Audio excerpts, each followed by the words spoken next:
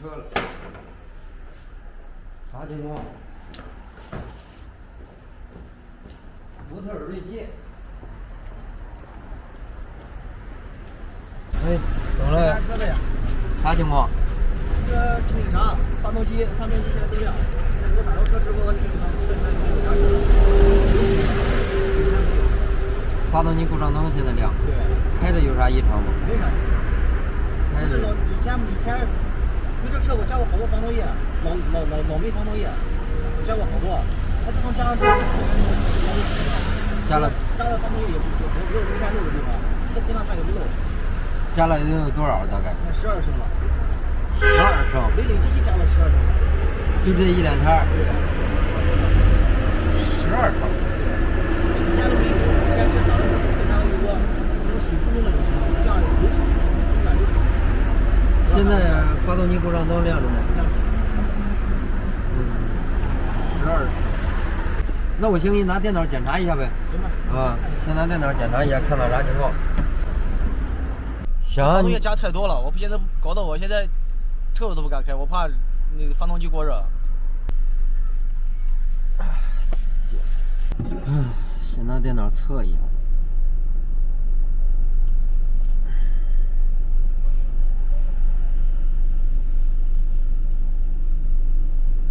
加了12升。对。现在读的故障码是一个一缸失火，一缸缺缸，但是目前着着看着还是挺稳定的。对啊，你失火的话，车不得稍微抖一下吗？你这现在车也不抖。要不你把发动机那边给我看一下吧。我给你，先拆开一缸看吧，因为现在两个问题，一缺防冻液，跟现在你这个一缸缺缸有很大的关联性，知道吧？我现在先给你打开看看一缸什么情况。行，那你先拆开看一下吧。你说这车猛干的，这车都是猛开的。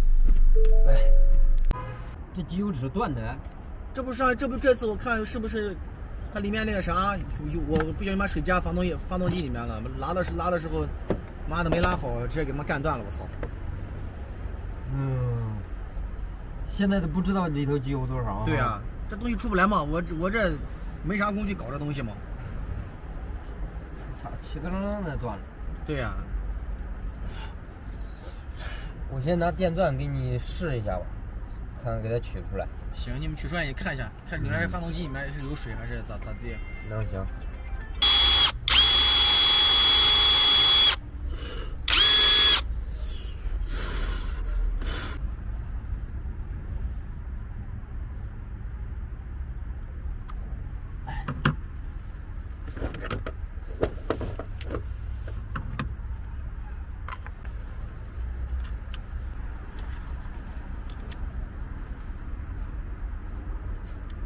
这玩意儿挺紧的，我操！对呀，要不然它不会气根断呀。动了。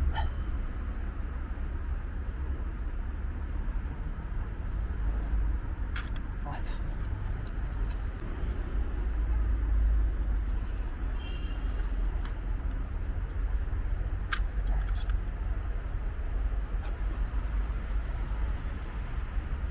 机油现在机油尺我刚才没往深了插，应该是不缺，现在到底线这儿。如果说插到底，你机油尺如果正常的话插到底，它是应该是不缺的。所以说就排除说防冻液进到这个机油箱里头。再说你想想，如果说12升全进到机油箱，连杆肯定干完了，知道吧？哦，行吧。我先拆开一缸管再看一下啊。行。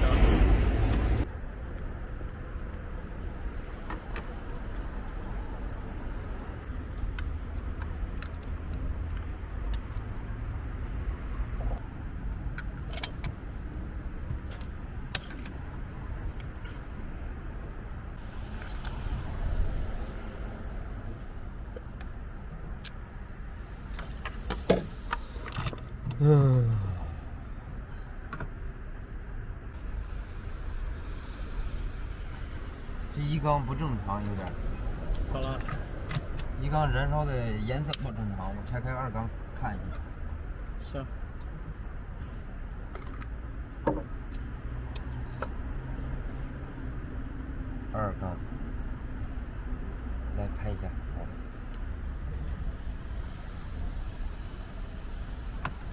看一下1缸，好。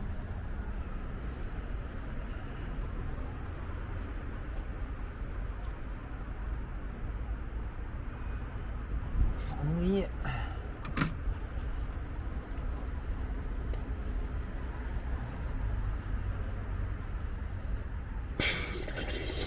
我操，还有气儿呢！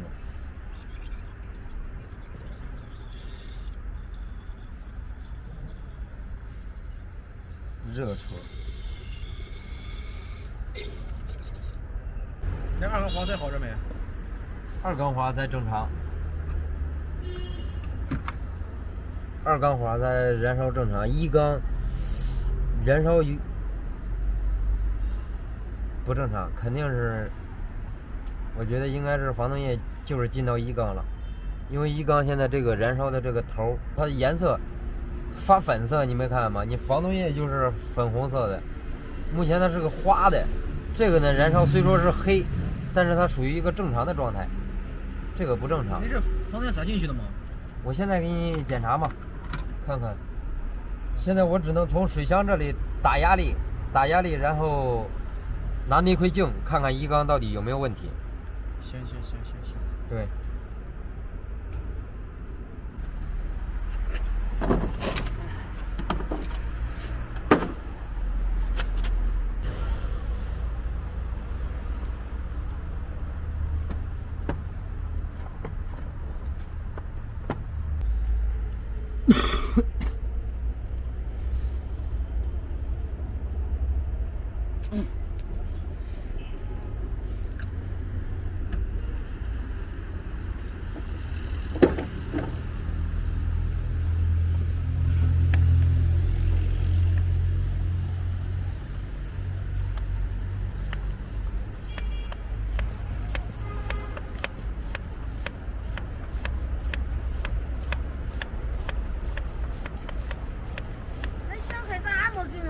30多车呀？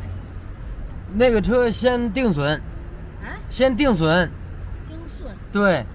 对。我就是，我还以为俺娃在你后头这儿。没有。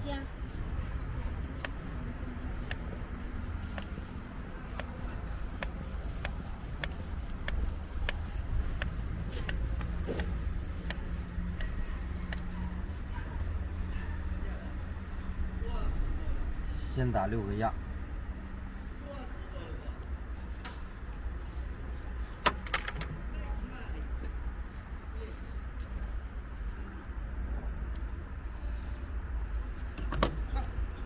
打一会儿之后，拿内窥镜，我去拿内窥镜看一下。现在先不看。现在他那个我已经打了3次的压力了，压力表一会儿就下去了，打了3次，外部没发现漏的地方。现在咱只能拿内窥镜看一下，里边是啥情况。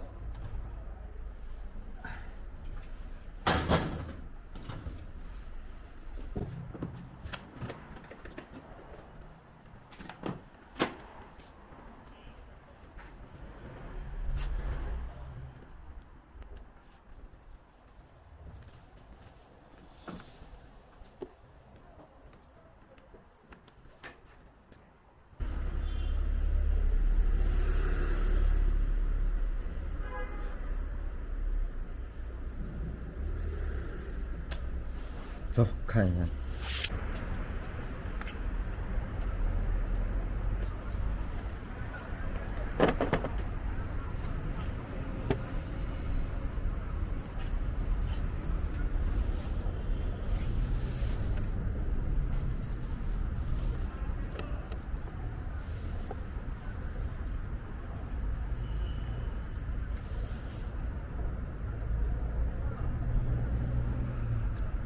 哎，我靠！看见了吗？它是黄的吗？红的吗？1缸，活塞上面，我靠，全是红的。可以看到这儿了没有？往下流呢还。我靠！给你看一下二缸啊，嗯，看一下二缸。你看二缸的，二缸里面干净的。一缸你看，那水进一缸了。对，你看花塞就能看出来，花塞燃烧的全是斑点，然后它不是那种正常的燃烧程度，斑点非常严重。稍微远一点照着我就行。斑点非常严重，现在基本上就可以确定，就是进到一缸了。那现在咋解决啊？拆呗，只能下发动机。但是这个车，这是个3代的，这个车发动机有个通病啊，要么是缸盖，要么是缸体，它容易裂，出现一个小豁口。这估计就是出现小豁口了。但是现在只能是拆开看，看到底是缸体还是缸盖，直接把整个发动机连变速箱落下来。行。现在这车75283公里，这是个16年 2.0T 的锐界，它的发动机是个 EcoBoost 3代，1代 EcoBoost 搭载的是在那个福特蒙迪欧致胜上面，就是出现的第1代的致胜，然后2代 EcoBoost 搭载在是13、14款左右的蒙迪欧，然后3代搭载的是这个锐界上面。现在新锐界搭载的都是4代的 EcoBoost 发动机。这款发动机咋说呢？总体性能和油耗都还可以，就是油耗稍微高一点，性能是足的，但是毛病也不少。这一款其实你要说漏油吧还好，公里数大了肯定会漏，其他的都还好。但是这个3代有一个通病，它要么就是现在不确定是缸体还是缸盖啊，要么是缸体，要么就是缸盖。在刚才一系列判断，现在能通过这个内窥镜明显的看到。是不是还有啥？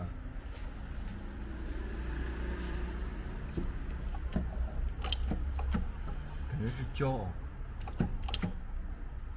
我看看还有啥？应该还有一个。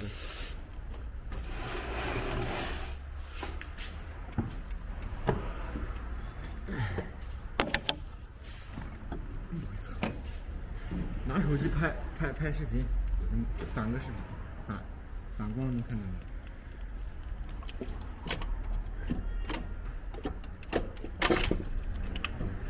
哎，1、2，专注。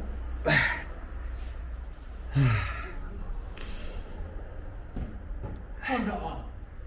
啊。找个纸盒，我给你拿个纸盒。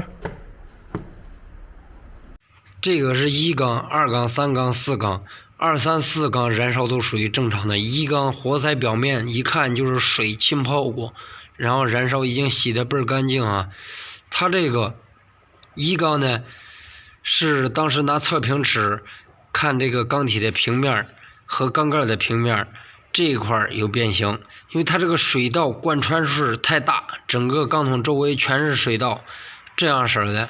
所以说轻微有点变形，高温产生变形以后，你不去处理平面的话，它就压不住。当然看这里是属于变形压不住，然后这一块轻微有一点不光是1缸，2缸这里就是说2、3缸这里有点变形，4缸这里变形也挺严重，但是呢没有这边严重啊。基本上1缸和4缸的变形程度都差不多。然后1缸的话，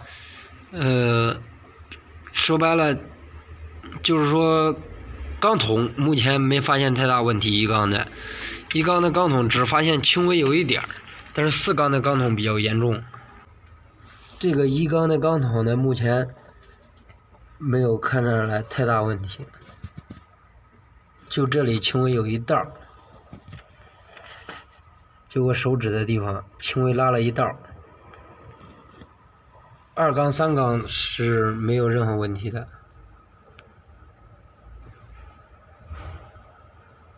2缸3缸的平面是没有任何问题，主要是4缸，看到了吧？4缸的拉伸程度、拉缸的程度最厉害，这里有一道最狠的，然后这几道子都挺严重的。4缸的拉缸比较严重。它这个车目前看啊，机油可能是加了假机油了，因为这气门弹簧上面形成的积碳不属于一个7万公里左右该有的现象啊，所以只有加了假机油会出现这种情况，所以导致的积碳严重。这地方还不是特别明显，链条的那个偏壳上边积碳更严重。这只有加了假机油会出现这种情况。目前解决的话，就是咱们把这个平面轻微找了一下。这就是凌晨1点的车轮的辛苦的干活。1 2.0T 的，我为什么说它是个通病啊？之前我修过2、3个，都是出现的什么情况？缸盖出现缺口，而且基本上在几万公里、6万公里、7万公里、5万公里都有。然后有的些车是在保修期内，我就建议他去4S店，然后那种情况啊，基本上都是换发动机了。